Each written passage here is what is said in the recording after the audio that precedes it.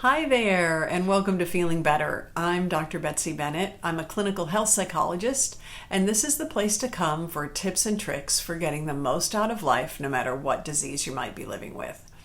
So, I know you've heard this advice before. I've heard it a bazillion times. This advice goes like this: you should feel comfortable asking for help when you need it, and you should not be afraid to accept help when it's offered to you. And that advice sounds great. It's easy to give, but it can be really hard to take. Lots of us don't like that advice because it ignores the feelings that many of us have, that our relationships can start to feel lopsided when we're very sick and we have to accept a lot of help. Like we're doing all this taking and we're not doing any giving. And when you're really feeling down, it can get to the point where you start to feel worthless. Like, oh, I don't have anything to offer here. I'm just taking again. I'm just asking again. Like, we aren't needed. We are just a burden. And that's a painful thing to feel, but it turns out that there is a solution to that. And that is to learn more about what support, social support we call it, really is. And learning that no matter how sick we might be, we are probably still offering support to others and we're still very much needed. The problem is that when most of us think of social support, we think of something called tangible support. And that's the kind of thing where you're doing actual tasks for someone. You're cooking, you're cleaning, you're watching the kids. These are the very things that we just might not be able to do when we're really sick. But it turns out that that's just one sliver. That's one type of support. It's not the only kind out there. There are actually 4 other kinds of support. That's a lot. They are, listen up, emotional support, very important, and that's when someone offers empathy, encouragement, love, just what it sounds like, emotional support. You're there for someone. There's informational support. That's when we're offering people suggestions, advice, problem solving, teaching. And I bet you do this all the time when you encounter other people who are living with an illness, whether it's what you have or something similar. You know what it's like to be sick. I bet you help other people who are learning how to live with it. Esteem support. That's offering compliments and validation. You probably offer esteem support all the time and you're not thinking about it. And then the last type is what they call belonging or companionship support.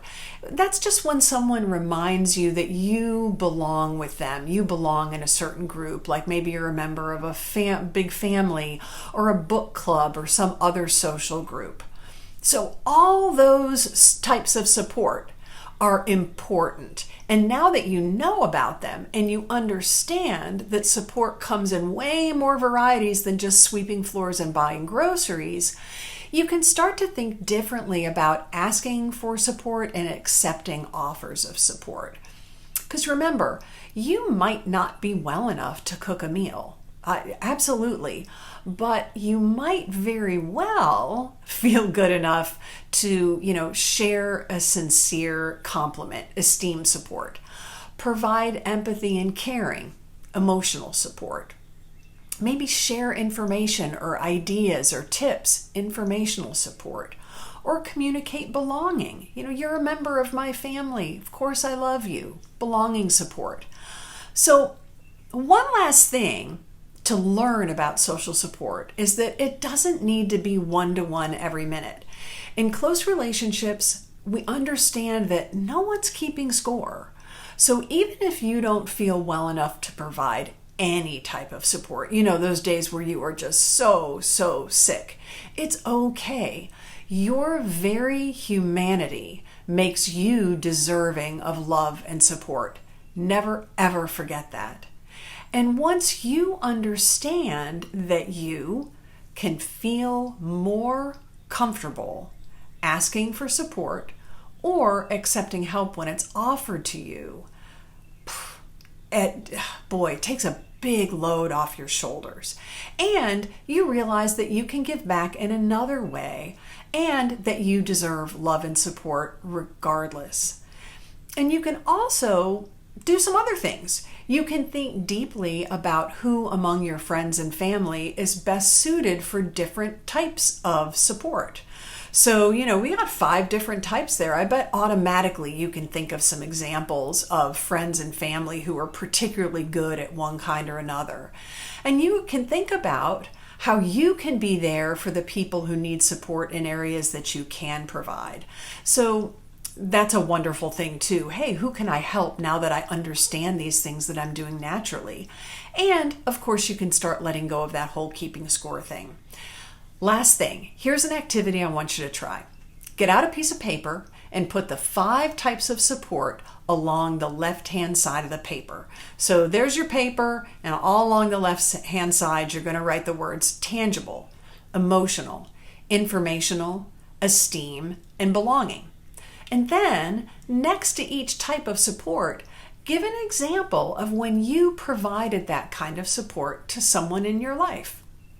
Now, it might be that, if your illness really has the best of you right now, you might have trouble finding examples of tangible support, but whatever, that's only one kind of support. That's kind of the whole point here, right?